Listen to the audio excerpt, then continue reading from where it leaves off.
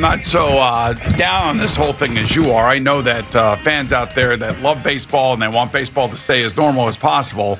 And this feeding frenzy that we've had earlier this week has been amazing. I mean, it's just been ridiculous. And it's been so much fun to watch where the players are going, how the owners are doing, and how much money is being spent. Over $1 billion spent on no players. More of that. I look, and again, the players are not on strike. The players are being locked out.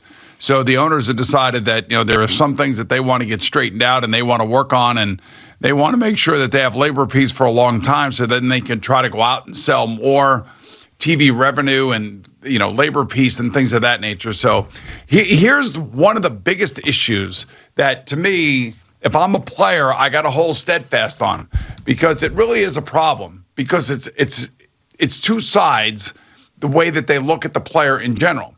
So on the one side, you have the player that has all these service requirements and how the team holds on to this player forever and pays them no money, or pays them very little money compared to what they could make if they were free agents earlier on in their careers. Okay? Yeah. So now Major League Baseball wants all players to become free agents at the age of 29 and a half. Think about that, okay? 29 and a half. So if you're a player, you're saying, okay, you want me to wait until I'm 29 and a half to be a free agent. But yet you have analytics departments telling you that when I become 33, 34, 35 years old, that my skills are diminishing significantly. So therefore, why would you pay me if you're following this analytics and what they're doing and how they're looking at us as human beings and as players? Absolutely. So that is a big, stumbling block for both sides to really look at. And you never know, when you read in the newspaper or you read online, wherever you get your information from, you're going to hear a lot of different aspects to the arguments on both sides. You don't know what's real and what's not real. You don't know what is the best case scenario for the owners and the best case scenario for the players, and somewhere they'll meet in the middle.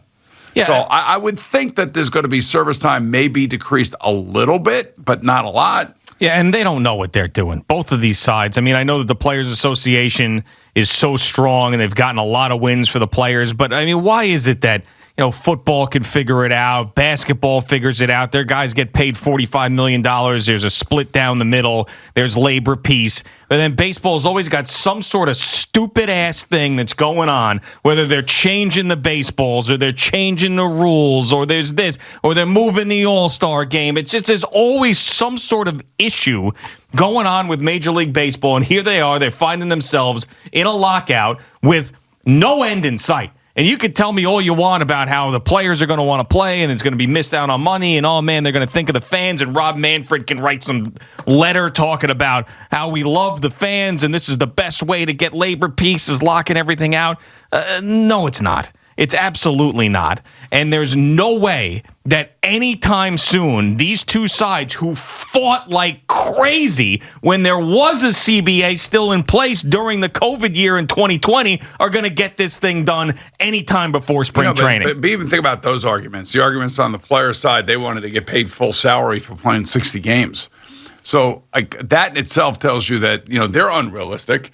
The owners on the other side are only able to have 30 home games, or they were in a bubble for the playoffs. I mean, it was just the fact that they even got a season underway and got it done was amazing, let alone having the issues that were in between the players and the owners at that time rectified. There's also, there's minor league stuff here. The union wants to expand the playoffs to 12 teams now. I mean, there's a lot of these other little things, but I think if you expand to 12 teams, then of course what you're doing there is you're having another saleable asset that you can sell and raise the stakes to make more money, just like the NFL has. Well, I mean, I also think that getting more markets involved in the postseason is a smart thing to do, because baseball is so regional now. Yep. It's not a national game, so you got to get more markets involved, because brand names in baseball don't exist anymore outside of their own markets. But does that disincentivize owners to spend the big money, because they know that they could still make the playoffs and make a trade halfway through the season to bolster their team? So therefore, they don't have to come right out of the gate spending as much money as like Steve Cohen's doing right now. Yeah. I got to believe that in the body of Major League Baseball, with the ownership and everything else, seeing what Steve Cohen is doing and seeing what the Texas Rangers have done, and what the San Diego Padres did, I would think that a lot of owners, are like, what are you guys doing, man? You guys are out of your minds. And now, all of a sudden, Steve Cohen's got the back pages of the paper. He's the new boss in town. And, those articles are now being written. This is why, many people believe that Steve Cohen did this. It's because now we all know who he is. Now he is making moves. Now he is bringing in big-time players, spending big-time money. And we're all really happy about it as fans. The question is, how do the other owners feel about it? And who cares, really? I mean, the Yankees have been doing this for years. And the Mets have always been in the shadow of the Yankees spending sprees, especially when George Steinbrenner was around. But still, even now, the Yankees are the number one or number two in terms of overall expenditures for their salary. But now when the Mets are, jumping up in front of them or getting close to them, now all of a sudden he becomes the boss. He becomes the owner of the back page, which now there has to be, and I don't know if it's not perception, it's reality. There's an arms race going on in baseball right here in New York. Sure, there is, and it's already stopped because these two sides can't figure it out. So we can talk about arms race all you want. It's stopped. There's nothing going on in baseball. Wow. Like the Mets will hire a manager, yes, but that's it. There's no trades. There's no more free agent signings. There was some talk about Chris Bryant and teams in on him yesterday. It's all done now. It's all done, and I really am not optimistic that they're going to figure this thing out, especially reading some of these letters, the Tony Clark letter and the Rob Manfred letter. I mean, they are so far apart on these things. Well, I mean, it's always the way it is. Everybody sits down. In 1987, we were a million miles away from each other. And ultimately, but you guys weren't even close to making the type of money that these guys are making. The players collapsed. I mean, come on. When you have big-name players crossing a picket line and not staying out and not holding out because their owners took care of them as opposed to other owners that didn't take care of their teams, you have a major problem. You have 1,500 players that all see the arguments, and some don't even want to see the arguments. They just want to get paid. They don't care. But I think Major League Baseball is a little bit different. 1,200 players. They all understand the significance of this. And I do believe that there is a history of behind these players that have given most of these players, like a Max Scherzer, the deals that they have gotten to this point, and they want to protect those deals, and they want to make sure that they leave the game in better shape financially for the players that are coming up from behind them because they have benefited from what's going on. So, yeah, Major League Baseball doesn't know how to fix their game. They think that they come up with these ideas that are going to make it more interesting. We're going to speed things up, and we're going to, not have these long extra inning games. We're going to try to make the sport more competitive by doing this, this, and this, and none of it ever works. And it always feels like it ends up hurting them more than it ends up helping them. Well, let me ask you: if they give the DH to the NL, is that going to help them? I mean, is that a helping thing? Maybe. If they expand to 12 playoff teams, does that help things? See, that I actually think is something that does help. Because what I said before. But that's one thing. Right. I mean, think about some of this other stuff changing the baseball. That's two things. Well, the DH I don't really think is going to make that much of an impact. Well, for the Mets it will. Okay, that's one specific Although team. I think Scherzer and DeGrom are pretty good hitters.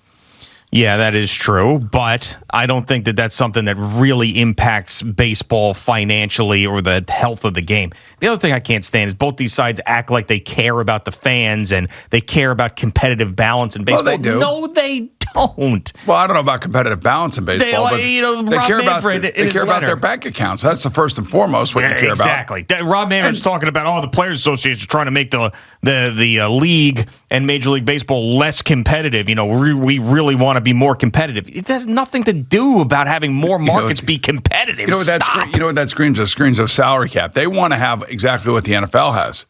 And they're never going to get it. I mean, but what I'm not talking about in terms of popularity. I'm talking about in terms of parity. Well, I know, but they're not going to get that. They can't because there's no matter how much the luxury taxes somehow prohibited teams from going completely nuts, it's never going to be a cap. You see teams blow through it all the time, and there's no way the Players Association is ever going to accept a salary cap. It's too far. You cannot put whatever analogy you want to use, the toothpaste back in the tube now with baseball and the Players Association. It's a split. It basically has to be a split. And how that money gets divvied up is that's basically at the crux of all this, along with the service time situation. Service time analytics. Man, it's amazing. I wish I could just give the big bleep you to Major League Baseball. I mean, because we sit here, We will talk about it. There's so many Yankee fans and Met fans that are in our audience. I feel bad for them. I really do. Well, I'm a Met fan. I feel good for me right now, and it's only December. We got a long way to go. Yeah, March 31st is opening day. March 31st. Do you think we're going to miss games? Because I do. I don't. You don't? I don't. With all these issues that are out there. No. They had a 7-minute meeting yesterday. All right. So they'll have another 7-minute meeting. They'll have more meetings. They'll be more contentious. But, do you think for one moment, I guess he's made so much money. I know I'll use him for an example because he's now on my team. Max Scherzer wants to miss a payday? No, I don't think he wants to miss a payday, but he can afford to miss a payday. He could, but do you think Garrett Cole wants to miss a payday? Those aren't the guys that but what my point is that those guys have gotten to a certain point in their career where they have hit it big, and they've hit it massively big. The last thing they want to do is miss a payday. Yeah, but those aren't the guys that are going to want to play. Like the lower end guys are going to want to play too because they're going to want to get their service time in. They're going to want to get like a Gary Sanchez wants to play.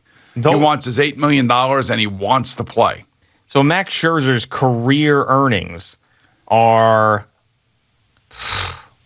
when it's all said and done, he'll be $374 million. Yeah, it's hard to argue in his defense. I understand that. But so far, it's $139 million. But I also understand that, he's got deferred payments from Washington still coming, and this is all money that he's getting in the next 3 years, by the way.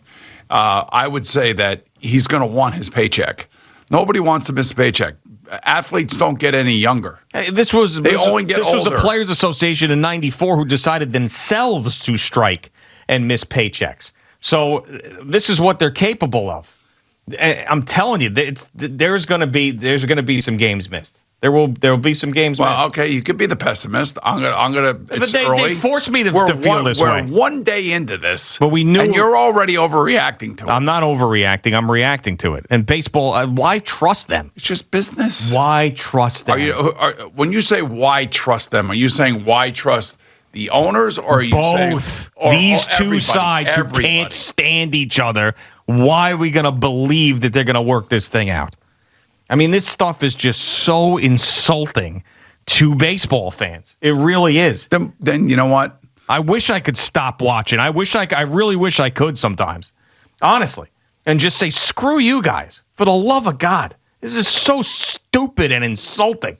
I wish I could, but no. We'll be talking about the games and hoping that the teams make the playoffs and having conversations and hanging up on callers who are talking about why a guy got pulled out after 78 pitches. We'll be back there doing it again because that's what we do, and that's what the radio station is, and we have a ton of baseball fans that are out there.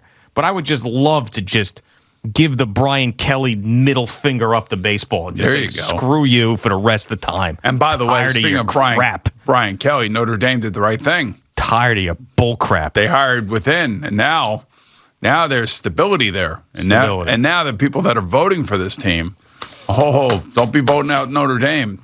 That's right. Because of coaching issues. Smart move there. Stability. Yes. Thank you for watching. Please like, comment, and subscribe. And don't forget to hit the red bell so you're notified when we have new content.